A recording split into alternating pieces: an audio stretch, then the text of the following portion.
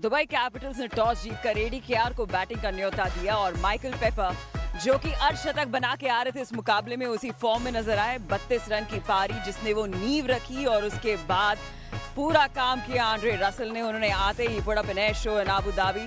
41 of 16, 3 चौके 3 छक्के और 256 का स्ट्राइक रेट। 183 में पहुंची एडीकेआर की गाड़ी और चेज में दुबई कैपिटल्स के पास इसका कोई जवाब था नहीं। 29 रन से जीत लिया इस मुकाबले को एडीकेआर ने। और सबसे बड़ी बात यह है कि इस टूर्नामेंट में पहली बार जो है बैटिंग फर्स्ट से जीत हासिल की है। और हमारे साथ जश्न मनाने जा रहे थे, हमने बीच में ही रोक लिया अली खान को। साथ ही साथ सवा करीम है। Hello and welcome to cricket safari. Thank you. Ali देखिए, आज आपका जो खुद का परफॉर्मेंस है उस हिसाब से नहीं गुजरा, लेकिन जिस तरीके से परफॉर्म किया टीम ने, कुछ बातें हुई थी कि एक ट्रेंड है कि आप बैटिंग फर्स्ट जीतते नहीं है इस टूर्नामेंट में, तो किस तरीके की बातें हुई थी? टॉस डेफिनेटली क्रूशल होता है इस टूर्नामेंट में। अभी तक जैसे आपने बताया कि फर्स्ट टाइम एक टीम जीती बॉलिंग सेकंड। हमने काफ़ी बॉलिंग मीटिंग्स की, काफ़ी प्लान्स किए, बिकॉज लास्ट टाइम जब हम इस टीम को खेले थे तो उन्होंने हमें पावर प्ले में काफ़ी डैमेज किया था। तो आज गेम से पहले हमारी काफ़ी लंबी मीटिंग हुई। हमने हर बैट्समैन के स्टैट्स निकाले, कहाँ पे वो खेल रहे हैं उनको निकाला। और बॉलर्स ने बहुत अच्छी बॉलिंग की, specially with the new ball. 5 over में आई थिंक 20 रन था, 2 या 3 आउट से। तो काफ़ी अच्छी बॉलिंग सब बॉलर्स ने डाली और very happy with the win कि हम बॉलिंग सेकंड में भी आज गेम जीते। आप डिफेंड कर रहे थे तो फिर कोई बॉलिंग प्लान था? किस प्लान के साथ उतरे थे? 183 को डिफेंड कर रहे थे आप? प्लान यही था कि जैसे जिस बैट्समैन को हम बॉलिंग डालने जा रहे हैं वो उनके स्ट्रॉन्ग एरियाज कौन से, उनके वीक एरियाज कौन से हैं। और स्पेशली आज एक साइड छोटी थी, एक साइड बड़ी थी और हवा भी काफ़ी तेज़ चल रही थी। तो मेन ग्राउंड के अंदर ये प्लान था कि हम उनको कोशिश करें कि जो ग्राउंड की बड़ी साइड है वहाँ पे उनसे रन्स करें। और जिसके हमने उनको फंसाया। और शुरू में ball I think David Willey ने काफ़ी अच्छी बॉलिंग की, जॉश लिटल ने काफ़ी अच्छी बॉलिंग, जब बॉल स्विंग हो रहा था। और हमें जब जल्दी विकेटें मिल जाती हैं आपको पावर प्ले में तो वो कंट्रोल करना रन ईजी हो जाता है। तो आई थिंक हमारी बॉलिंग थोड़ी स्ट्रगल करी थी पावर प्ले में, लेकिन आज जिस तरह पावर प्ले में हमने अच्छी बॉलिंग की, कंटेन की और विकेट्स भी मिली जिससे हमें हेल्प हुई मिडल ऑफ डेथ के। थोड़े कंडीशंस जो है थोड़े चेंज हो गए थे सेकंड हाफ में अंडरलाइन। मुझे ऐसा लगा जब डेविड विली और जॉश लिटल बॉलिंग कर रहे थे तो हवा में तो चलिए स्विंग है, हवा चल रही है, उसके साथ साथ जो ऑफ द विकेट मूवमेंट था वो काफ़ी ज़्यादा नज़र आया। आई थिंक शुरू में जो पहले 5-6 ओवर थे नई बॉल से, उसमें काफ़ी बॉल ट्रबल कर रहा था, बट उसके बाद आई थिंक काफ़ी विकेट सीधा हो गया था, जिसकी वजह से आई थिंक उनके बैट्समैनों ने भी कुछ गलती की बाद मिडल के ओवर्स में, क्योंकि विकेट एंड पे बहुत अच्छा हो गया था। लेकिन जो शुरू में हमने अच्छी बॉलिंग की उसकी वजह से हमें हेल्प हुई मिडल पे। एक चीज़ हमने देखा है इस पूरे टूर्नामेंट में कि पहले बैटिंग करने वाली टीम के लिए सबसे बड़ा जो चैलेंज रहता है कि क्या पार स्कोर होना चाहिए।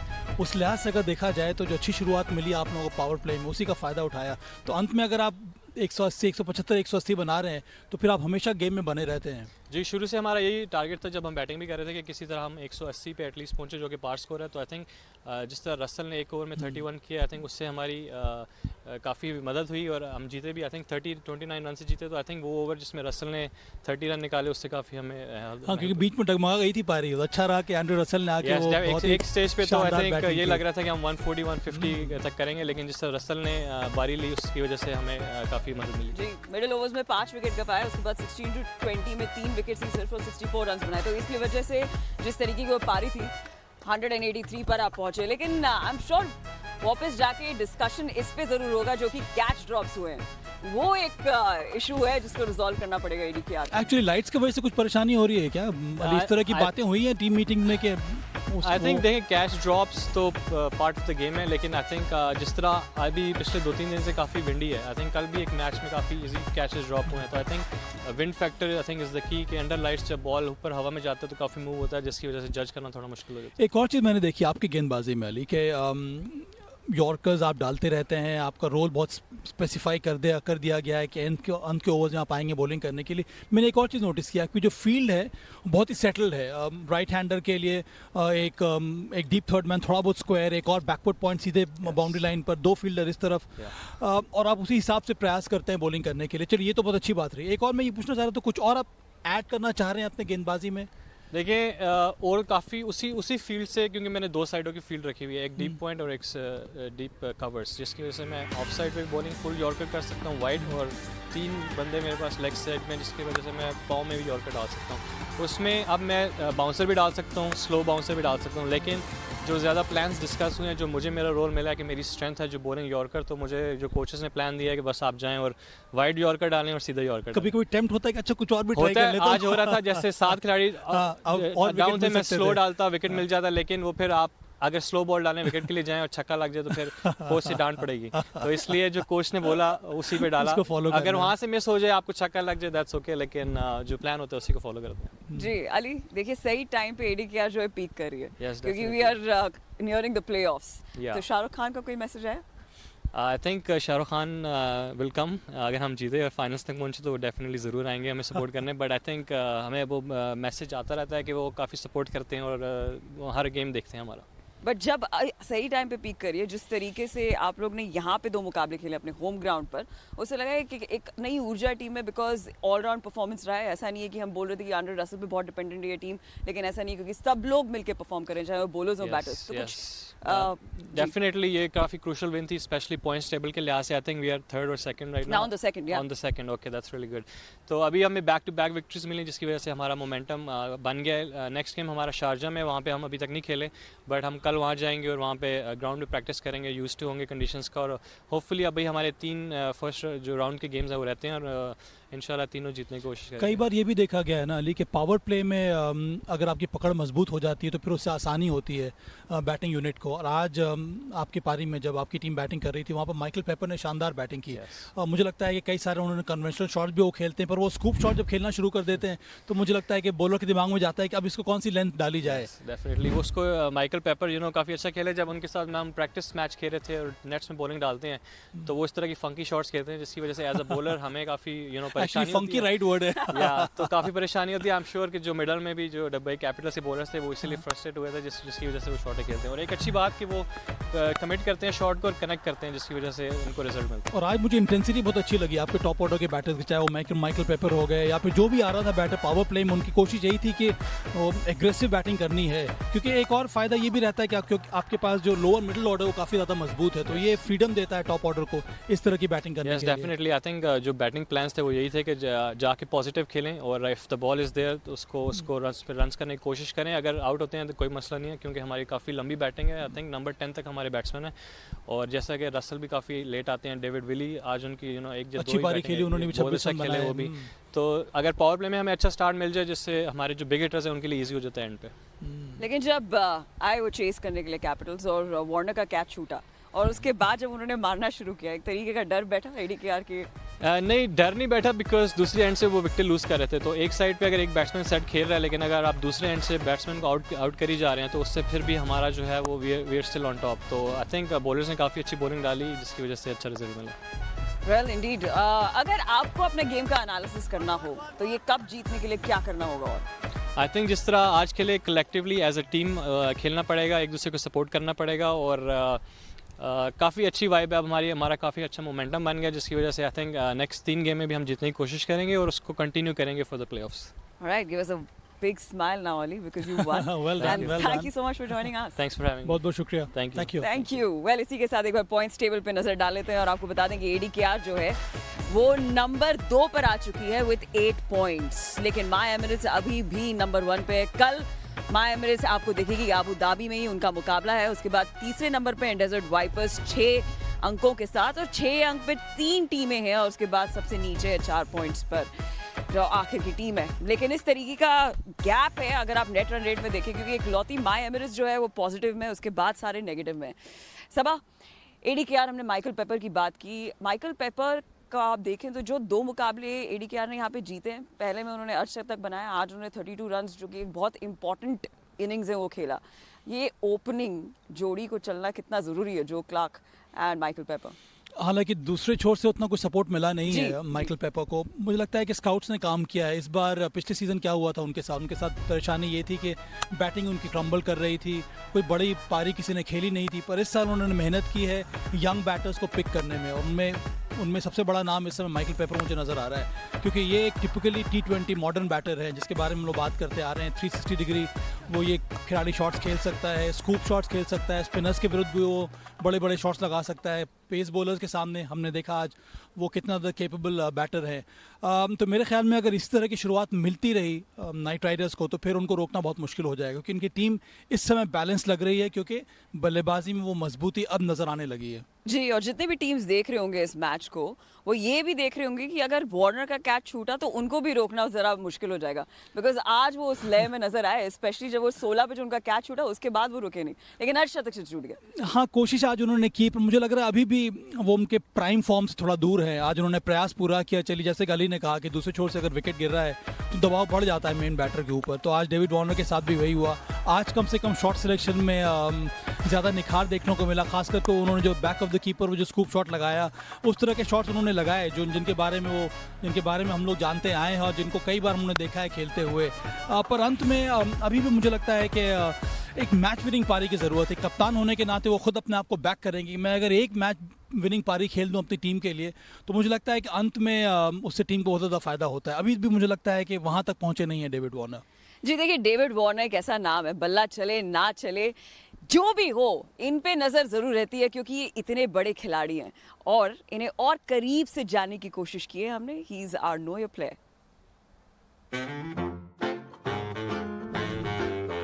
मैं हूं डेविड शैतान Warner. David, what's your favorite holiday destination? Dubai. What's your favorite cheat meal? My favorite cheat meal would have to be a nice Betty's burger. What do you do when you're not playing cricket? I play golf and spend time with family. Which teammate of yours could be a movie star? Me. Who would play you in your biopic? I would have to say, I've said it before, Mark Wahlberg. What's your best quality? Is I'm very loyal and very generous. What's your worst quality? I always butt in. What's your biggest fear? Would be dying. Who's your cricket idol? Shane Warne was one of my biggest. So, what has been the biggest bawal moment of your life? The biggest baval moment of my life would be when the girls came into the world. कुछ बातें इसमें, लेकिन मैं बोलूँ कि when he's not playing cricket, I would say कि वो social media पे रहते हैं गोल्फ खेलने के साथ साथ। एक और चीज, बायोपिक मार्क वॉलबर्ग। जी, इंटरेस्टिंग चॉइस। जी, लेकिन डेविड वार्नर देखिए कितना लंबा करियर रहा है। हमने ये कहा है कि 2023 से पहले जिस तरीके का उनका स्ट्राइक रेट और एवरेज था, उसके बाद जो डिप हुआ है, लेकिन आपने इन्हें बहुत करीब से देखा है। आपको इनकी बेस्ट इनिंग्स क्या लगती है? कई सारी शानदार पारियां खेली हैं। मुझे लगता है कि वाइट बॉल क्रिकेट में अगर देखा जाए तो विश्व कप में जो उन्होंने शतकीय पारी खेली थी वो मुझे याद है। उसके साथ साथ अभी हाल में जो टेस्ट मैचेस में उन्होंने एक और शतक लगाया। ये इतने महान खिलाड़ी रहे हैं, इनका किरदार अलग किस्म का बना है। और ये जो जिस जनरेशन से खेलते आए हैं ऑस्ट्रेलिया के लिए, जो सक्सेस अचीव किया ऑस्ट्रेलिया ने, उसमें बहुत बड़ा हाथ रहा है डेविड वार्नर का। और एक तरह से रिवोल्यूशनाइज किया है ओपनिंग बैटिंग को डेविड वार्नर ने। मुझे लगता है ये सबसे बड़ी लेगेसी रहेगी डेविड वार्नर की। जिस तरह से आजकल के ज़माने में यशस्वी जायसवाल को हम लोग देख रहे हैं, मुझे लगता है कि डेविड वार्नर ने एक ओपनिंग बैटर के रूप में कुछ इसी तरह की शुरुआत की थी। उसको देखकर मुझे लगता है कई सारे यंगस्टर्स अब उनकी तरफ बैटिंग करना चाहते हैं, उसी स्ट्राइक रेट के साथ, वही पावरफुल शॉट्स खेल के। जी बिल्कुल, डेविड वार्नर नाम इतना बड़ा है कि कोई भी चर्चा इनके जिक्र के बिना अधूरी है। यहाँ लेंगे एक छोटा सा ब्रेक, लेकिन ब्रेक के उस पार आपको दिखाएंगे इस टूर्नामेंट के कुछ बेहतरीन कैचेस। आप कहीं मत जाइएगा। Welcome back to cricket safari. देखिए, दूसरा फेज है शो का, तो दूसरे फेज के लिए हमारे साथ हैं दो डायनामिक कमेंटेटर्स, विवेक राजदान, साथ ही साथ Ajay Mehra. Good evening gentleman. Thank you so much Riddhima. देखिए, पहले फेज में हमने बात की यहाँ पर एडीकेआर के बल्लेबाजी की, लेकिन अब थोड़ी नजर डालते हैं उनकी गेंदबाजी की ओर। और जब आप गेंदबाजी की बात करेंगे तो सबसे पहले जो उनके लिए ओपन किया था वो थे डेविड विली। विवेक, डेविड विली के बारे में ये नोटिस किया गया कि 71% ऑफ द टाइम वो उसी लेंथ पे बॉल डालते हैं। कि ये कंसिस्टेंसी है उनकी कामयाबी का राज? निश्चित तौर पे, और वही उनकी ताकत भी है। देखिए, एक आम और एक खास खिलाड़ी में या गेंदबाज में क्या फ़र्क होता है। आम आदमी जो होता है या गेंदबाज जो होता है वो एक आध अच्छी गेंद ओवर में डाल के देगा, लेकिन जो खास से गेंदबाज होता है ना, उसमें ये काबिलियत होती है कि बार बार उसी चीज़ को वो दोहरा सकता है, और इसीलिए ये खास गेंदबाज हैं। और लेंथ भी इनकी देखिए, जिस लेंथ को ये टारगेट करते हैं। हम लाइन की तो बात करते ही हैं, क्योंकि हमेशा लाइन जो है उसको महत्व ज़्यादा दिया जाता है लेंथ से, लेकिन जिस लेंथ पे ये टारगेट करते हैं उसी वजह से इनको वो मूवमेंट भी मिलती है, हवा में भी मिलती है और टप्पा खाने के बाद भी गेंद कांटा बदलती है। जी अच्छा, पावर प्ले में जिस तरीके की गेंदबाजी करते हैं और पावर प्ले के बाद जिस तरीके की गेंदबाजी करते हैं उसमें फ़र्क क्या है? मुझे लगता है कि जो पावर प्ले की बात है, विवेक भी कह रहे थे, गेंद को आगे रखते हैं और जो विविधता दिखाते हैं, मुझे लगता है वो बहुत अच्छा है। जो एंगल्स का इस्तेमाल करते हैं और वैसे एक लेफ्ट आर्म सीमर को एंगल, नेचुरल एंगल मिलता है क्योंकि राइट हैंड के विरुद्ध गेंद बाहर की तरफ निकलती है, पर इनमें क्षमता गेंद अंदर भी लेके आते हैं राइट हैंडर्स के विरुद्ध और बहुत बढ़िया लाइन रहती है, लेंथ अच्छी रहती है, आगे खिलाने का प्रयास करते हैं। अंत में जब गेंदबाजी करने के लिए आते हैं, जो कटर्स है उसका बहुत बढ़िया प्रयोग करते हैं और फिर अगर आप देखें जो विविधता दिखाते हैं, गति में मिश्रण करते हैं, वो इनकी एक ताकत है। मुझे लगता है यॉर्कर्स इनकी ताकत इतनी नहीं है जितनी अली खान की या अन्य गेंदबाजों की है, पर जो विविधता कटर्स का प्रयोग करते हैं अंतिम ओवर्स में, वो एक फर्क नजर आता है पावर प्ले से विली का। पर ये भी नहीं भूलना होगा रिद्धिमा कि कहते हैं ना फास्ट बॉलर्स हंट इन पेयर्स, जैसे जोशुआ लिटल इनका साथ दिया, वो जो दबाव डाला वो भी उस समय बड़ा अहम था पावर प्ले के अंदर, क्योंकि दोनों तरफ से रन नहीं निकल रहे थे, रनों पे अंकुश लगा रहे थे और विकेट लेने की काबिलियत है दोनों में। जी, और सुनील नारायण के पास ये काबिलियत है अपने बॉलर्स को किस तरीके से वो यूज करते हैं। पिछले मैच में भी हमने देखा था, लेकिन हमेशा इस टूर्नामेंट में देखा गया है कि वो किफायती तो रहे लेकिन आज 2 विकेट्स भी चटकाए।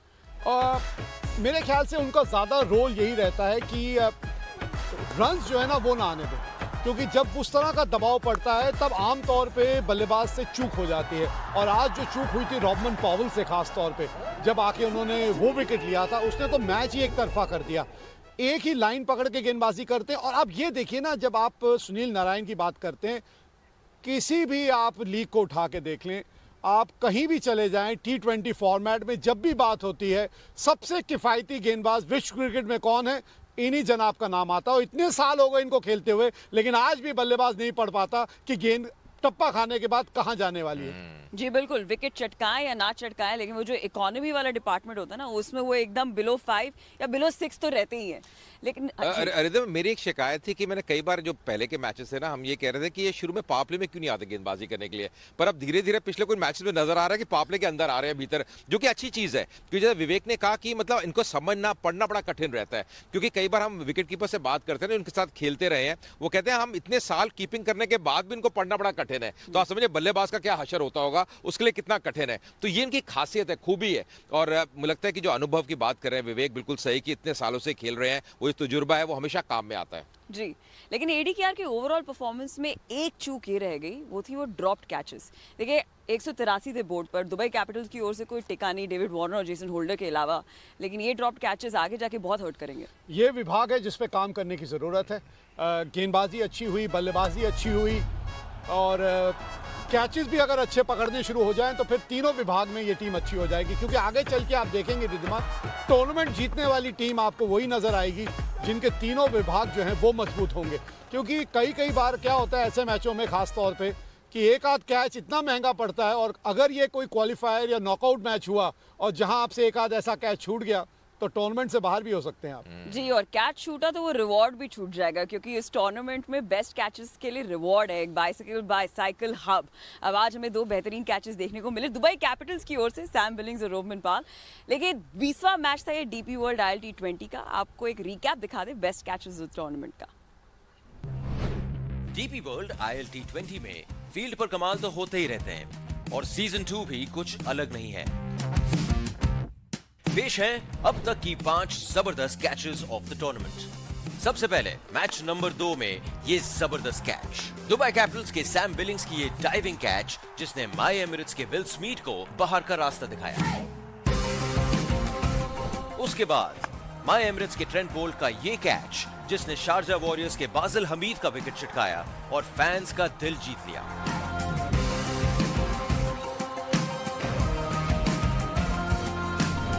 लिस्ट में एक बार फिर है सैम बिलिंग्स। इस बार गल्फ जायंट्स के स्टार बैटर जेम्स विंस के शॉट पर सुपरमैन सैम ने जंप करते हुए लॉन्ग ऑफ पे पकड़ा ये कैच। और ये एक कमाल का कैच हमने देखा दुबई इंटरनेशनल स्टेडियम में। अली नसर ने गली में फील्डिंग करते हुए पकड़ा जबरदस्त कैच और माई एमिरेट्स के निक पूरन को चलता किया, जिसके चलते डेजर्ट वाइपर्स ने मैच भी जीता। एक बार फिर ट्रेंट बोल्ट, उनका ये one handed catch Laurie Evans को निराश करता है।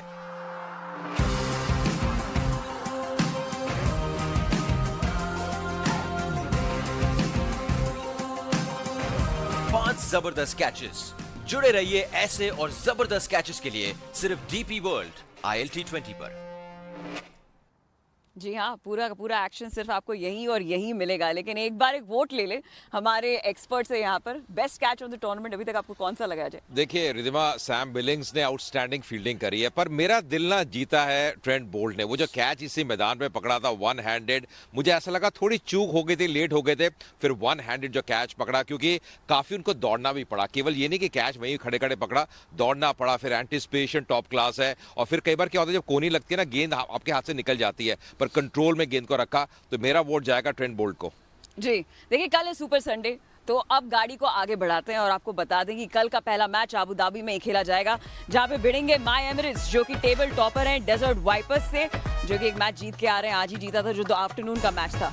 और फिर शाम में दुबई की ओर चलेंगे और दुबई में हो गए गल्फ जायंट्स जो कि हैं हमारे डिफेंडिंग चैंपियंस, लेकिन उस फॉर्म में नजर आ नहीं रहे। सामने होंगे शारजाह वॉरियर्स जो कि एक बड़ी हार के बाद, जो कि उनको अबू धाबी में मिली थी, उसके बाद वो जाएंगे दुबई गल्फ जायंट्स से भिड़ने के लिए।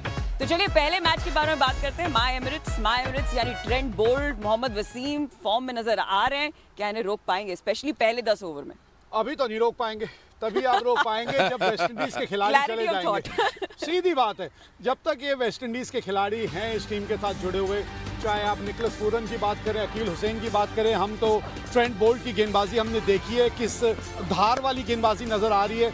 ये टीम को पकड़ पाना मुझे लग रहा है बहुत कठिन हो रहा है किसी भी टीम के लिए। ये टीम बाकी सभी टीमों से अलग नजर आ रही है। पर मुझे लग रहा है कल मोहम्मद आमिर, मतलब आज हम वो मुकाबला देख रहे हैं, डेजर्ट वाइपर्स जैसे खेल खेला और मोहम्मद आमिर जैसे गेंदबाजी कर रहे हैं। शाहीन अफरीदी नहीं है उनके पास, पर आमिर गेंद के साथ, आजम खान बल्ले के साथ, ये दो नाम हैं जो आप याद रखिए, जो कल यहाँ पे तूफान मचा सकते हैं। जी, और फिर शाम के मैच में आपको महेश तीक्ष्णा देखेंगे जो कि टेबल टॉपर है विकेट्स में। और अच्छा मुकाबला भी होगा जब दुबई के मैदान में वो नजर आएंगे, क्योंकि दुबई का मैदान और वहाँ की जो पिच है उसमें हमने देखा है कि स्पिन गेंदबाज जो है, खास तौर पे अगर वो स्टंप टू स्टंप लाइन पे गेंदबाजी करता है तो उसको वो फायदा पहुंचता है। तो ये देखना होगा कि इस पिच के ऊपर कल ये जनाब किस तरह की लाइन पकड़ के गेंदबाजी करेंगे। जी, बाकी बातचीत तो कल हो जाएगी, क्योंकि कल है डबल, ऑफ कोर्स 2 मैचेस हैं, तो फिर सुपर संडे है। तो thank you so much gentleman, thanks for joining us on the show, और आप सबको भी thank you so much for watching. कल मिलते हैं, तब तक के लिए गुड नाइट।